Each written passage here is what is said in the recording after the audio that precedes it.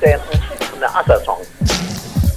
Mike's Daily Podcast. This is a joy and an honor to be with you today on the program called Mike's Daily Podcast. The program called Mike's Daily Podcast, and we bring this show to you every single day. And you know that's not true. It's maybe every couple of days, sometimes every day. It depends on if people are getting on my nerves or not.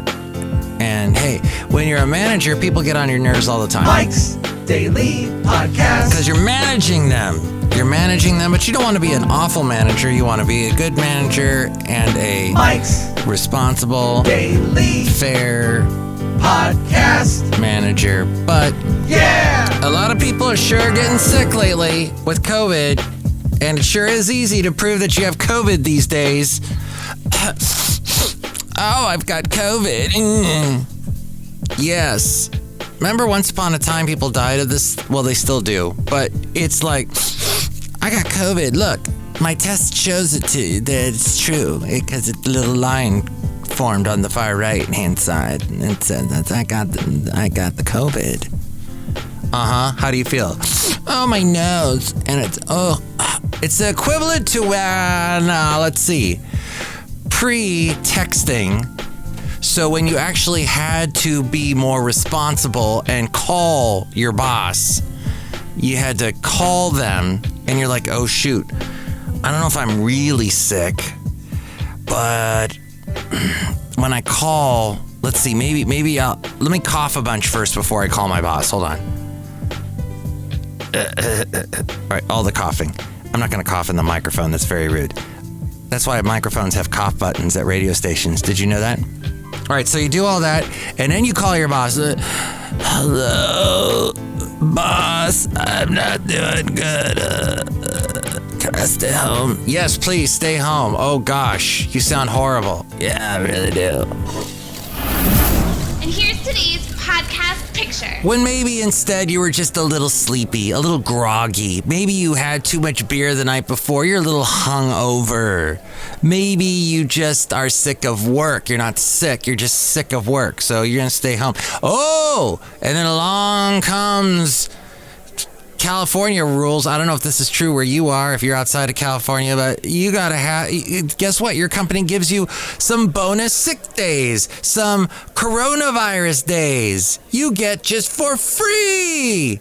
Just for going, oh, look at the little line. Well, actually, they don't even have to cough into the phone. That's right, the late great Basil the Boxer. It's just the little line. The little line has to connect. All that coughing's making me cough. Much better.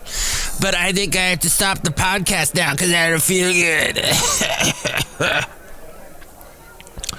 By the way, I'm just saying there's a lot of faking going on, everybody. Faking. And you can get away with it a lot more easily these days. And I'm not pointing fingers at anybody that's faking it. But now that I have gone over 2 years with dealing as a manager, dealing with employees that say they have COVID or don't have COVID or whatnot, and then I have a coworker that is immediately as somebody says they have COVID, says, lock it down. Everybody go home. It just freaks out, just goes into hysterics. Here's the thing. Stuff still needs to get done. And the manager is where the buck stops at. The Truman is the true man, is the true man or woman, and they are the Harry Truman at the place, and they got to get the stuff done. So in the end, it may be the whole office is empty. He's got to get the work done. Or she. Okay, the podcast picture is from a generation that got stuff done because they had to. And they were asked, a lot was asked of them, and they delivered a lot. And that would be the people that were aboard this huge ship, a battleship. It's the USS Hornet. Got a picture of it last night. I was out with some friends celebrating Christy's birthday. Happy birthday to her. I had a lot of fun seeing her. And Robert Owen Walsh, who was on the show eons ago. And that's what we call Welsh on the World. That's right. So we were hanging out, having a great time over at Almanac Brewing Company. Kevin was there, addendum with Kevin, who's been on the show, but that was eons ago when he was on the show. But he was there. It was a lot of fun. We had beer. It was a wonderful time. And then I had a hangover, and then I didn't go into work today because I have COVID. No, because I don't have to go into work today because it's Sunday, thankfully. And then I'm getting yelled at because, hey, corporate's done with people working overtime. But hey, I'm filling in for everybody that's claiming to call in sick with COVID, so I am going to work overtime. Sorry, y'all. Oh, if that's the case, then we'll just take overtime away from you altogether and give you a lump sum every week or every 2 weeks, and that's all you get. Even though you're going to work more than that, that's all you get. Now that seems fair, doesn't it? So that's all that's going on in the world today. But the huge USS Hornet, what a magnificent ship. It was years and years ago that I went there. But see a picture of that at mikesdailypodcast.com. Yes, nowadays you can just text. You just got to write it. And then the texts, I'll tell you as a manager, you get texts telling you, oh, I'm not coming in today, I'm sick. Not even the common courtesy to put a period at the end of the sentence. Not even a common courtesy to capitalize where you're supposed to capitalize. Awful grammar. Texts just lazily say, oh, but I'm too sick to actually write well. Give me a well-written text at least. But if you get offended, that's the way the cookie crumbles. No. Hey, did you see the last podcast picture was for the podcast called Apparently, which applies a lot. That would have worked on today's podcast because people are apparently sick with COVID, apparently. But that picture at mikesdailypodcast.com, you can see the last one. Speaking of fake statements... What in the world was that about? There was a fake statement from Trump on Biden's COVID-19 diagnosis that circulated online.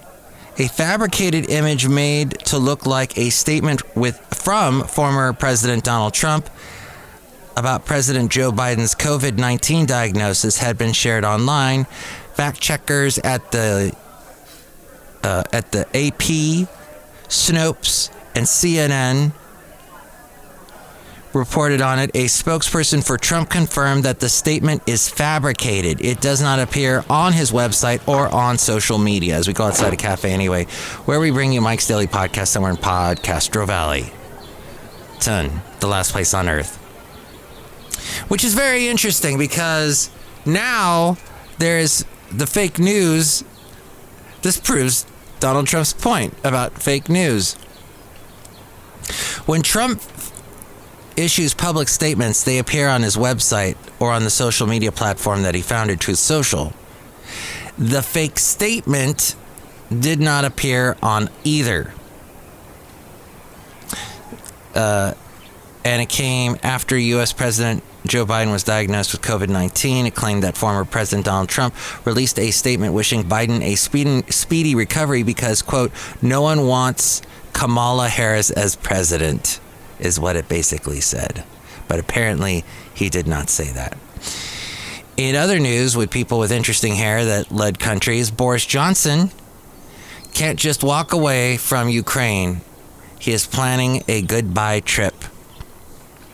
He wants to undertake the third trip to see President Zelensky before leaving office.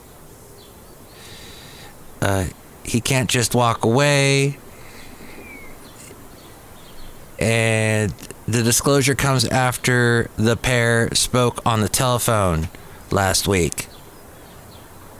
The Telegraph has been told that Mr. Zelensky told Mr. Johnson that he had watched his closing address at Prime Minister's last week and approvingly quoted his remark, "Hasta la vista, baby." A source said that Mr. Zelensky approved it, and he parroted the phrase in their conversation. And he is, Boris Johnson is due to leave Downing Street September 6th. This government has fought some of the hardest yards in modern political history, he said. An ally said Johnson is really feeling the burden of responsibility, having been Mr. Zelensky's biggest backer. He can't just walk away and make sure he has the world. He wants to make sure that the world has his back. Then, did you know this? Gen Zilla has become obsessed with subtitles. This according to Telegraph TV and Radio. Creative captioning in shows such as Stranger Things has started a revolution. Stranger Things has given it's so funny how Stranger Things has redefined who Gen Zers are. It's like, okay, that's what they are. Even though it's talking about Gen Xers, kids growing up in the 80s, who were technically, let's see, I guess those kids were born circa 1980, 81. Is that true? No, that would make them too young. I guess they were born in the 70s, theoretically, if you follow the storyline. So they're Gen Zers. It's interesting. And then what is it? We were talking about last show about how the music is by Gen Zilla. They're not buying as much music as they were a year ago.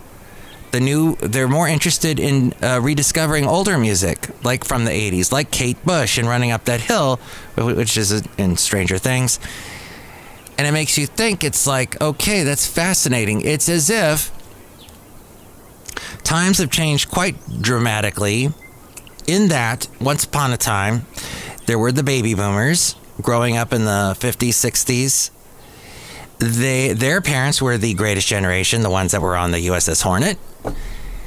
And they were just shocked by the music that their kids were listening to, the greatest generation. They were like, oh my gosh, these baby boomers listening to this rock and roll. Oh. And then the baby boomers had kids, had the Gen Xers. And they were like, what are you listening to? This awful synthesizer stuff. Oh, it's all synthesizers and drum machines and ugh. Meanwhile, what's fascinating about that is in the 80s, there was a throwback to the 50s. There were Stray Cats. The Stray Cats got popular with their 50s retro sound. You had Billy Joel doing a retro 50s album with An Innocent Man that had several hits off of it, including Uptown Girl and Tell Her About It. And I know I'm leaving out An Innocent Man, which is a great song that even Billy Joel can't sing anymore because it's incredibly too high a vocal range. But yes, some great songs on there. Leave a Tender Moment Alone. And, Keeping the Faith is on there. Then, there were other retro... Huey Lewis and the News had kind of a retro sound. You had people covering a lot of 50s stuff. Like Tiffany doing I Think We're Alone Now, which I think is 60s. Also doing that was that Tommy James who wrote that, who had the original hit? Two other songs that Tommy did got redone in the 80s and had tremendous success with like a synthesizer-y 80s sound. That was Billy Idol doing Moni Moni. And then you had Crimson and Clover by Joan Jett and the Blackhearts. So yeah, there was a lot of retro stuff happening. Then you go into the 90s, and that's the Gen Xers, baby boomers still, kind of now we're getting into the millennials and whatnot, but parents were not liking what the kids were listening to with the rap music, because rap was starting to get very mainstream in the late 80s and early 90s, plus the heavy metal and such. But something happens in the 2000s, in the O's, and as we get into the 2010s, is that parents start to really be okay with what their kids are listening to, except for the really poppy stuff. They can only stomach so much Ed Sheeran. But yes, have you noticed, like, some of the big songs today are remakes of older songs throwing in some rap. There's a song on the charts now that's got Fergie's. It's kind of a remake of Fergie's Uptown, The Glamorous Life, that one. Somebody's doing a cover of that, kinda. Someone did a cover of Corinne Bailey Rae's early 2000s song, Put Your Records On, but did kind of a different version of it. There's a lot of retro stuff happening now. Of course, then there's Kate Bush. But what is this thing about Gen Zers, Genzilla going crazy over subtitles? Stranger Things has given its predominantly young viewers a lot of things, from a new California setting to a long overdue Kate Bush primer. Yet, oh, by the way, Gen Zers, please check out Kate Bush's other stuff, and please make Wuthering Heights a hit. But not the original version from the 70s. Do the remake that David Gilmour plays guitar on from Pink Floyd, which she came out with in 86. It's really good. I like it. When it comes to lasting cultural impact, it's often overlooked the aspect of TV that might end up as its greatest legacy. Frozen, a wonderful... Oh, here's a picture wonderfully freezing a descriptive sound effect caption at the bottom of the screen. The thing, wet footsteps squelch. There is a survey by the captioning charity Stage Text that found that in the 18 to 25 age group, 4 out of 5 use subtitles all or part of the time. And I used to have to do that watching Doctor Who. And because I watched so much British television, I could not figure out what the heck they were saying. And this is all despite fewer having hearing problems than older generations. U.S. audiences increasingly watching British shows with impenetrable to their ears regional access, such as Peaky Blinders or Derry Girls. Some complain that modern dramatic actors who aim for realism over perfect diction are just too mumbly. We have, what's her name, Kristen Stewart with mumblecore and all that happened back in the Twilight years, the Twilight movies, where she was mumbling all her lines. They're just too mumbly for even perfect ears to follow without assistance. So perfect diction is not what the actors of Stranger Things have. One Gen Zer said the main reason they do it is so they can flick their eyes up and read ahead, then take in the whole scene quickly and look back down at their phone or whatever second screen they have. Yes, realize that Gen Zers are second screeners, that there are second, third, fourth screens happening as they are watching the first screen. 4 screens happening simultaneously. Crazy. Next, Netflix has revolutionized its captioning on English language shows with an English time text style guide for its in-house productions. They describe sounds, music, and even silence. It's important if it adds to the emotion. The new, improved captions offer more nuance, more creativity, and more chance you'll be able to scroll Instagram at the same time as watching something. Well, hey, Genzilla is good at reading. They are literate, apparently. Are literate young people that shall inherit the earth. Well, one last thing having to do with music and culture, and then we'll wrap this show up, is Tom Morello. Oh, I love the guitar solo in Audioslave's song. The big one that he did. I went like a stone. Thank you. That guitar solo, that's exactly what it sounded like. Anyway, I love Tom Morello's guitar work. Bruce Springsteen loves his guitar work because that's why he had him on one of his albums. But he had a run-in with security, Rage Against the Machine's Tom Morello, during the rock band's concert at Toronto's Scotiabank Arena yesterday. Midway through the group's closing song, Killing in the Name, the iconic guitarist was accidentally knocked over by a security guard sprinting toward an unruly fan who snuck onto the stage.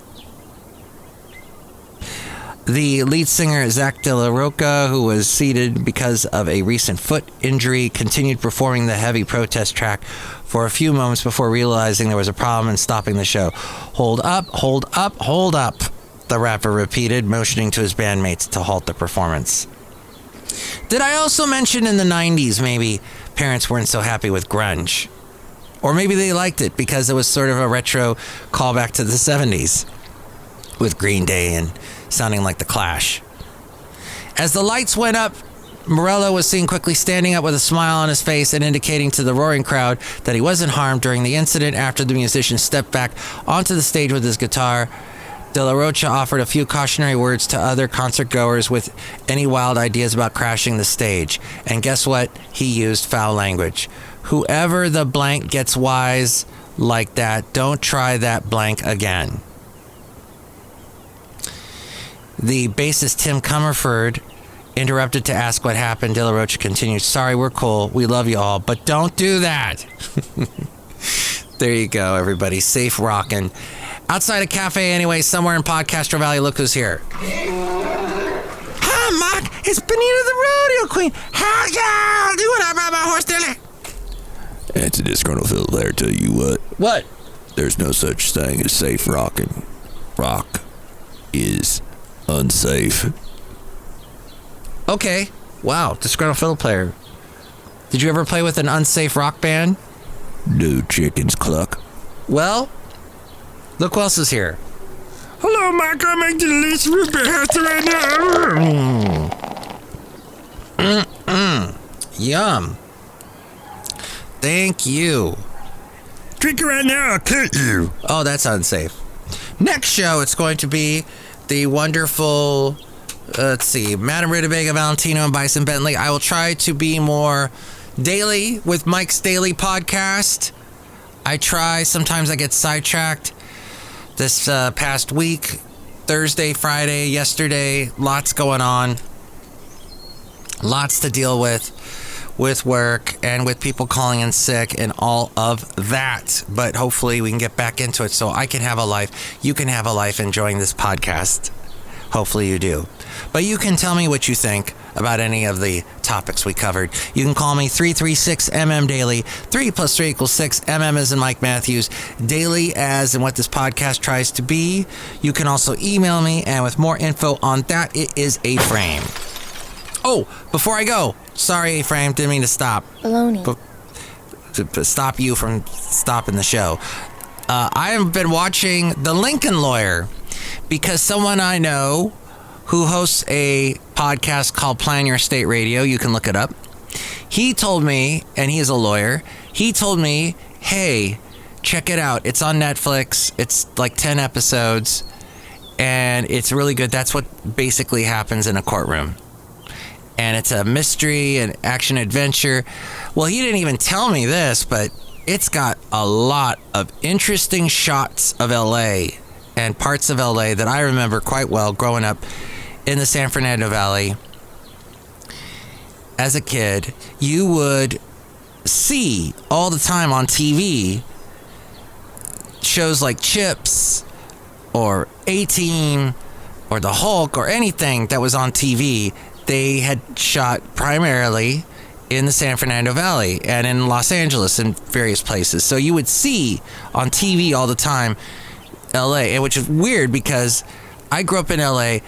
Somebody growing up in Huntsville, Alabama probably watched that and said, oh, well, that's California or whatever, but that ain't here. And sometimes Hollywood tries to make